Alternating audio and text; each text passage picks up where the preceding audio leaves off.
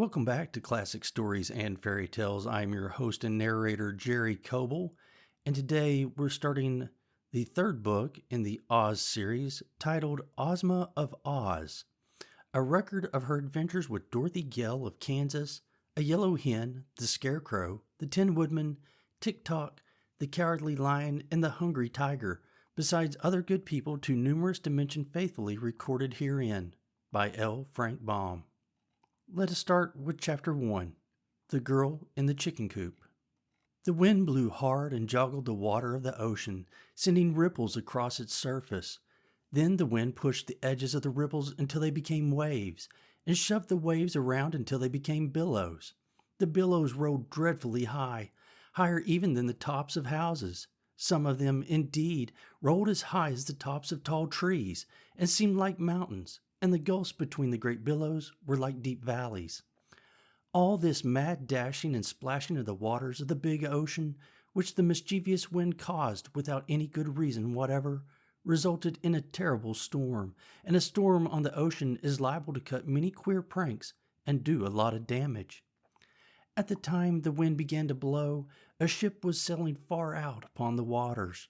When the waves began to tumble and toss, and to grow bigger and bigger, the ship rolled up and down and tipped sidewise, first one way and then the other, and was jostled around so roughly that even the sailormen had to hold fast to the ropes and railings to keep themselves from being swept away by the wind or pitched headlong into the sea. And the clouds were so thick in the sky that the sunlight couldn't get through them, so that the day grew dark as night, which added to the terrors of the storm. The captain of the ship was not afraid, because he had seen storms before, and had sailed his ship through them in safety. But he knew that his passengers would be in danger if they tried to stay on deck. So he put them all into the cabin, and told them to stay there until after the storm was over, and to keep brave hearts and not be scared, and all would be well with them. Now, among the passengers was a little Kansas girl named Dorothy Gale, who was going with her Uncle Henry to Australia to visit some relatives they had never before seen. Uncle Henry, you must know, was not very well, because he had been working so hard on his Kansas farm that his health had given way and left him weak and nervous. So he left Aunt Em at home to watch after the hired men and to take care of the farm, while he traveled far away to Australia to visit his cousins and have a good rest. Dorothy was eager to go with him on this journey, and Uncle Henry thought she would be good company and help cheer him up, so he decided to take her along. The little girl was quite an experienced traveler, for she had once been carried by a cyclone as far away from home as the marvelous land of Oz, and she had met with a good many adventures in that strange country before she managed to get back to Kansas again. So she wasn't easily frightened, whatever happened, and when the wind began to howl and whistle, and the waves began to tumble and toss, our little girl didn't mind the uproar the least bit. "Of course, we'll have to stay in the cabin," she said to Uncle Henry and the other passengers, "and keep as quiet as possible until the storm is over, for the captain says if we go on deck, we may be blown overboard." No one wanted to risk such an accident as that, you may be sure, so all the passengers stayed huddled up in the dark cabin, listening to the shrieking of the storm and the creaking of the mast, and rigging and trying to keep from bumping into one another when the ship tipped sidewise. Dorothy had almost fallen asleep when she was aroused with a start to find that Uncle Henry was missing. She couldn't imagine where he had gone, and as he was not very strong, she began to worry about him, and to fear he might have been careless enough to go on deck. In that case, he would be in great danger unless he instantly came down again. The fact was that Uncle Henry had gone to lie down in his little sleeping berth, but Dorothy did not know that. She only remembered that Aunt Em had cautioned her to take good care of her uncle, so at once she decided to go on deck and find him, in spite of the fact that the tempest was now worse than ever, and the ship was plunging in a really dreadful manner.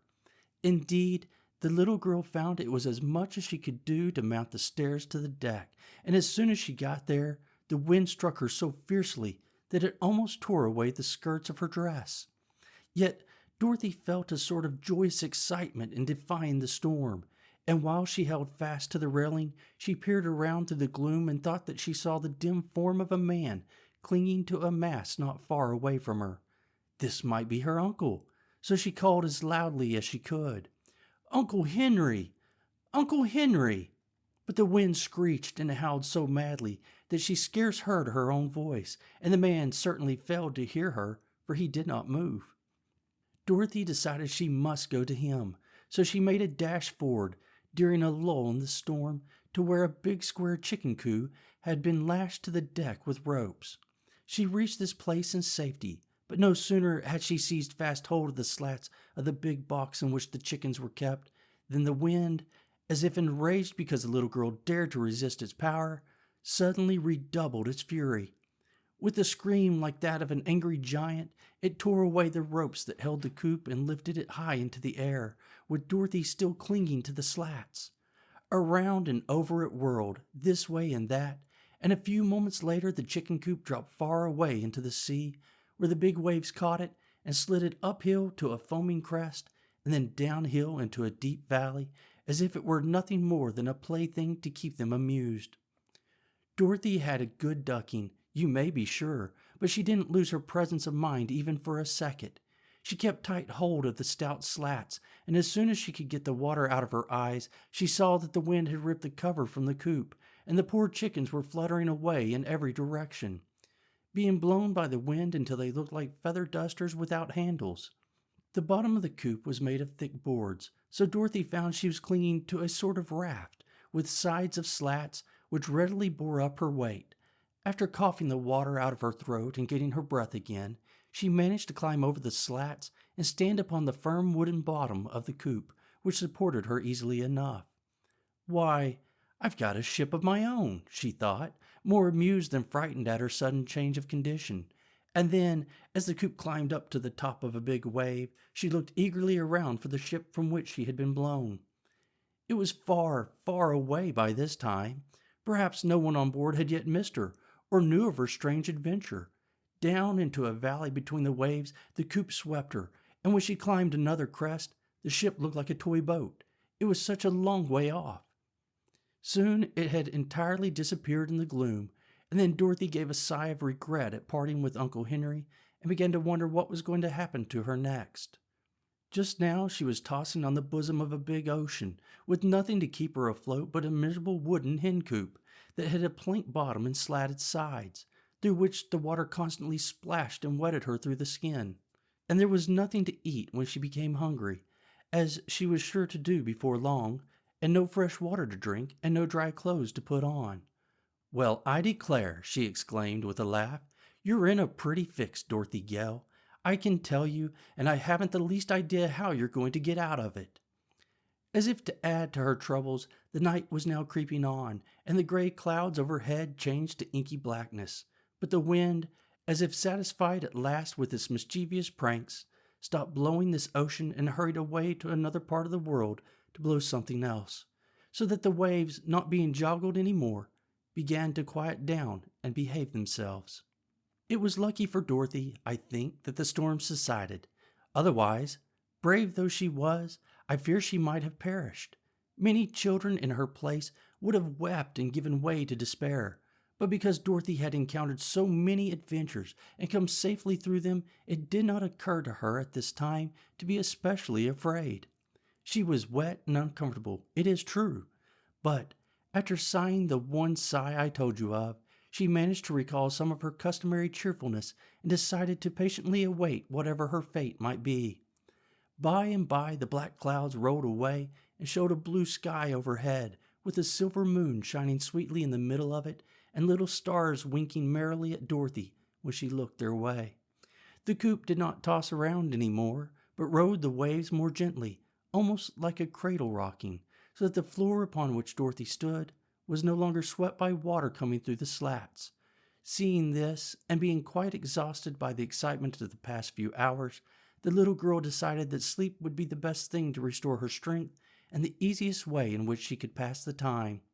The floor was damp and she was herself wringing wet, but fortunately this was a warm climate and she did not feel at all cold. So she sat down in a corner of the coop, leaned her back against the slats, nodded at the friendly stars before she closed her eyes, and was asleep in half a minute. Chapter 2. The Yellow Hen. A strange noise awoke Dorothy, who opened her eyes to find that day had dawned and the sun was shining brightly in a clear sky. She had been dreaming that she was back in Kansas again and playing in the old barnyard with the calves and pigs and chickens all around her, and at first, as she rubbed the sleep from her eyes, she really imagined she was there. Cut, cut, cut, cadow cut, cut, cut, cut, cadow cut. Ah, here again was the strange noise that had awakened her. Surely it was a hen cackling, but her wide-open eyes first saw, through the slats of the coop, the blue waves of the ocean now calm and placid, and her thoughts flew back to the past night, so full of danger and discomfort. Also, she began to remember that she was a waif of the storm, adrift upon a treacherous and unknown sea. Cut, cut, cut, cadow, cut. What's that? Cried Dorothy, starting to her feet. Why, I've just laid an egg, that's all, replied a small but sharp and distinct voice, and looking around her the little girl discovered a yellow hen squatting in the opposite corner of the coop. Dear me, she exclaimed in surprise, have you been here all night too? Of course, answered the hen, fluttering her wings and yawning. When the coop blew away from the ship, I clung fast to this corner, with claws and beak, for I knew if I fell into the water, I'd surely be drowned. Indeed, I nearly drowned, as it was, with all that water washing over me. I never was so wet before in my life. Yes, agreed Dorothy, it was pretty wet for a time, I know. But do you feel comfortable now? Not very. The sun has helped to dry my feathers as it has your dress, and I feel better since I laid my morning egg. But what's to become of us? I should like to know, afloat on this big pond. I'd like to know that too, said Dorothy. But tell me, how does it happen that you are able to talk? I thought hens could only cluck and cackle. Why, as for that, answered the yellow hen thoughtfully, I've clucked and cackled all my life, and never spoken a word before this morning, that I can remember. But when you asked a question a minute ago, it seemed the most natural thing in the world to answer you. So I spoke, and I seem to keep on speaking, just as you and other human beings do. Strange, isn't it? Very, replied Dorothy. If we were in the land of Oz, I wouldn't think it so queer, because many of the animals can talk in that fair country. But out here in the ocean must be a good long way from Oz. How is my grammar? Asked the yellow hen anxiously. Do I speak quite properly in your judgment? Yes, said Dorothy. You do very well for a beginner. I'm glad to know that, continued the yellow hen in a confidential tone, because if one is going to talk, it's best to talk correctly. The red rooster has often said that my cluck and my cackle were quite perfect, and now it's a comfort to know I am talking properly. I'm beginning to get hungry, remarked Dorothy. It's breakfast time, but there's no breakfast. You may have my egg, said the yellow hen. I don't care for it, you know. Don't you want to hatch it? Asked the little girl in surprise. No, indeed. I never care to hatch eggs unless I've a nice snug nest in some quiet place with a baker's dozen of eggs under me. That's 13, you know, and it's a lucky number for hens, so you may as well eat this egg.